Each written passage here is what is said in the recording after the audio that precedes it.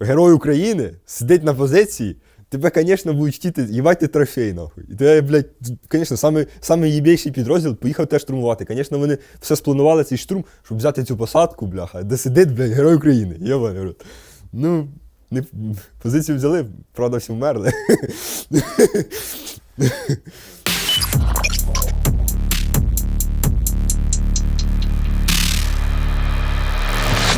Вітаю, це інтерв'ю на каналі Армія ТВ. Мене звати Леонід Мацієвський. І сьогодні ми спілкуємося із офіцером бригади Національної гвардії України «Рубіж», героєм України Владиславом Стоцьким. Владиславе, вітаю. Вітаю. Дуже радий, насправді, що маємо можливість зараз з тобою поспілкуватись, але, наскільки мені відомо, ти перебуваєш тут у зв'язку із тим, що отримав поранення. Можеш розказати про те, які ці обставини, якщо тобі окей? Там мені окей. Окей. Обставини. Перебував на позиції черговий раз. Це було, не можу сказати дату. Чи можу сказати дату? Це було 9 березня цього року. Наймасованіший штурм на Сіверському напрямку. 24 одиниці бронетехніки, 150 чоловік десанту. Мою позицію штурмувало 8 одиниць бронетехніки, 50 чоловік десанту. Дуже класний продуманий штурм. Підійшли вони з умом, помінявся там комбат став штурмовик. Коротше, продумав він все толково. І наших суміжників зліва, і наших суміжників справа, і нас штурмували. Дві було групи ланцетів, все продумано, реби, штурми, люди як заходили. Все дуже толково. Ну, реально заходила штурмова еліта. Це вже спілкувався пізніше, взнавав. Що штурмова еліта? По-перше, їх пересування. По-друге, всі наші впівішки, ударні дрони, всі наші, коротше, сили і засоби дронові, вони все збили. Довелося, почалось в 5 ранку. З 5 ранку поїхали перші там машини, поїхала броня, поїхали танки. Ну, коротше, не дураки нас штурмували. 9 годин бою, близькі контакти. Позиція в мене була не траншея, а велика здорова позиція, розкопана, тунель під землею. Два виходи, СПшка і основний вихід. Ну і так сталося, що вони зайшли вже до нас всередину позиції, зайшли на СПшку, запригнули всередину. Почався контакт всередині позиції. Ми з одного краю, вони з іншого. Перестрілка всередині позиції. А в мене впродовж цієї позиції БК, АТшки, бензин, міни, ленти кулеметні, гранати, воги, Ми стріляємо в них з одного кінця, а вони з іншого. Почала горіти, почалась пожежа, перестрілка, потім великий взрив, а це тунель, воно вийде в дві сторони. Я був на іншому кінці, зажимав цим пальцем, нажимав тангенту. В цей час великий взрив, отримав опіки, уламки. Кричу, болить. Перед цим, як вони зайшли до нас, вже почали перестрілюватися, я своїм людям кажу, бо зі мною Крячик, побратим. Кажу, Крячик, якщо що, то відступаємо на касатку, це позиція ззаді нас. Потім вже воно як рвануло, кажу, Крячик, все, вже відступаємо, вже горим, вмираємо. Всі люди 300, ми, відступили на касатку, потім перемістились на Red Bull, і ввечері евакуювались. Загалом противник, ми всю броню, не ми, а батальйон, всю броню спалив. Біля нас лежить 20 підтверджених тіл росіян з 50 штурмовиків. Решта, яка відступала, їх добили дрони, добили наші АГС, ударна артилерія. Штурм відбили. На жаль, позиція була згорівша, втрачена. Якось так. У мене всі люди живі. Це добре. Ти казав, що дрони, всі, які летіли наші, вони збивали. Да. Це як? Вони збивали стрілецькою зброєю? Стрілецькою зброєю. 2 постріли, розриви впівішки. 2 постріли, падає Мавік. 2 постріли, падає важкий дрон. Скоріше за все, це, у росіян з'явилась нова номенклатура патронів, куля, але при пострілі її розриває на маленькі драбинки. І, скоріше за все, це були такі патрони, бо або вони дуже влучно стріляють, або вони реально підготували підготовлений штурм. Вони зайняли позиції, зайняли посадку, малими групами накатуються. І я відбив десятки штурмів. І зазвичай, коли по ним стріляєш, вони присідають. Вони ховаються, вони бачать, що вони не стріляють, вони починають боятися. Ці ж ребята не панікують. По ним стріляють, вони бачать, що ми стріляємо не прицільно, а ми стріляємо на подавлення. Вони продовжують рух, вони продовжують підтягуватись, накатуватись, вони передають, де що знаходиться. Непонятно. Хороша штурмова група. Блін, але зараз тяжко, мабуть, таких зустріти. Таких тяжко. Ми не зустрічали нашого напрямку дуже давно. І це знову. Ну, ще довго не зустрінемо. Ну, це чудово. Проти нас стоїть 123-я там механізована бригада. Ага. Там помінявся, на нашій смугі відбувалися, помінявся комбат. Комбат став штурмовик, там, коротше, мені передавали про нього інформацію, що він там. Ми не любимо, у нас нет своїх опорників, ми любимо чужі. Це його такий, типу, слоган. Типу його така фразочка. Да, фразочка. Ну, хорошо, попробували. Побратими надали тобі допомогу вчасно, нормально все. Да, ну я вже як відступив на Red Bull, ну я прибіг, бо ми бігли через те поле.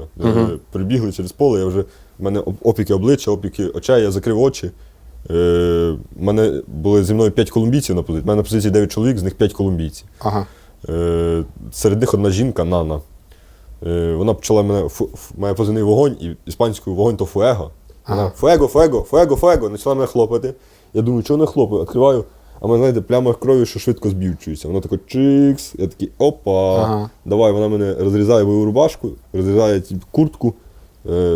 Мене тут, коротше, отут поранення, тут поранення, тут поранення, 3 осколка, руки печуть, шкірки, коротше, зірвало шкіру на обличчі і на руках, і ця шкіра горіла. Я її тушив руками, і воно вийшло так, що не було шкіри, воно все кровавить, осколки в обличчі. Ну то все таке, то дрібниці. Коротше, вона мені тампонадо тут. У мене ще був Фіро, теж колумбієць, він доктор. Мені тампонадо тут. Я кажу, щось мені нога болить. Вони мені ногу розрізали, кажуть, о, то тебе тут ще теж цей, давай, тампонадо тут. Ну і все, і лежав, чекав Івака. Сухими бінтами замотали руки, замотали обличчя. Ну так. Тампонада неприємна штука. Неприємно. Да. Але працює добре. Колумбійці, це, я так розумію, іноземні добровольці. Да, Так. чуваки з Колумбії. Чув досить різні думки про них. Ну, саме про іноземних добровольців. Ну, як тобі з ними працювати було? Не досить зручно в плані комунікації. Мовний бар'єр. Да, все-таки. мовний бар'єр. Але в плані роботи, бойової роботи немає ніяких питань, не можу сказати нічого поганого. Всі люди робили, ну, по-перше, ми з ним перед ротаціями на полігоні з ними спілкувалися. Вони знали, я вчив трошки, ну я іспанську не вивчив, але пару слів там броня, чалеко, армаменто, каско, коротше, щось таке, щоб броня, каска, кажу ням-ням, щоб вони розуміли, що це їсти, агуа попити. Ну, коротше, щось таке в плані бита, я міг настроїти, міг з ними поговорити, це нормально. Якщо війна починається, ну, десь цей, то треба показувати, що робити. Там, стріляй по-сомалійськи, ну ти ж не скажеш, це треба типу, показати. Ну, трошки були моменти, але в основному вони все робили взагалі отлично. То, що мені медична допомога надали. Те, що це Нана, в мене зліва спешка, справа вихід, а я по центру керую, що куди робити, бо в мене трансляція, і я кажу там, хто де. І так люди воюють. У мене зліва українець, справа до українця, і з ними колумбійці. Ну, і ця Нана, зі слів Крачика, каже, він там стріляє, міняється з підбулем колумбійцем, а Нана заряджає патрони. То поки він, коротше, підбуль заряджає один магазин, а Нана вспіває 2 магазини зарядити, жінка. Побігла за БК, все принесла, все це, він каже, я кричу їй українською, типу БК. Вона все розуміє, біжить, робить, повісила, каже, це картина, каже. Я постріляв, помінявся з підбулем, бо він втомився стріляти. Підбуль стріляє, типу, відбиває. І він, типу, почав заряджати і дивиться, як Нана заряджає. А вона повісила такого хрестика, магазина, і штампує, каже, я одного заряджаю, а вона 2. І викидає. Жінка на фронті. І зробила такий результат. Нічого поганого про колумбійців сказати не можу. Зараз починається, ну, така темка, що їх починають брати, я знаю, Хартія бере, ми беремо, Карпатська Січ там бере, ну, коротше, Магура бере. І я бачу, що вони їдуть. І так як вони їдуть сюди змотивовані. По-перше, вони їдуть з бойовим досвідом. По-друге, вони їдуть сюди, вони знають, що вони їдуть на війну. Вони їдуть, да, заробити грошей, але вони знають, що вони їдуть на війну.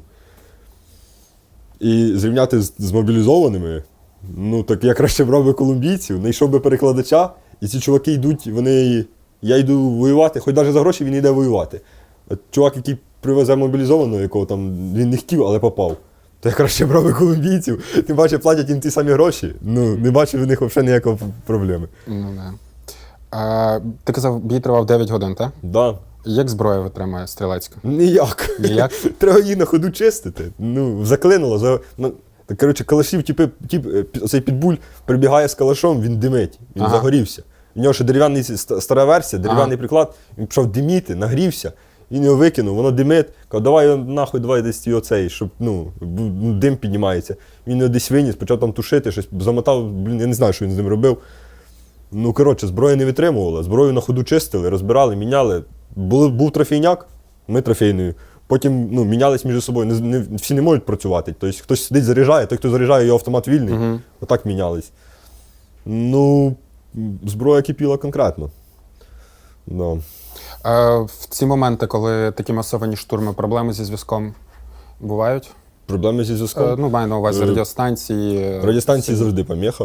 Ага. Взагалі, радіостанція, ну, це вже, мені здається, радіостанція вже себе відживає. Принаймні ці Взагалі, як явище, моторолки. так? Да. Ага. Моторолки, вони добре слухаються, підери все добре викупають. Все, що ми кажемо в ефірі, потім воно все вспливає.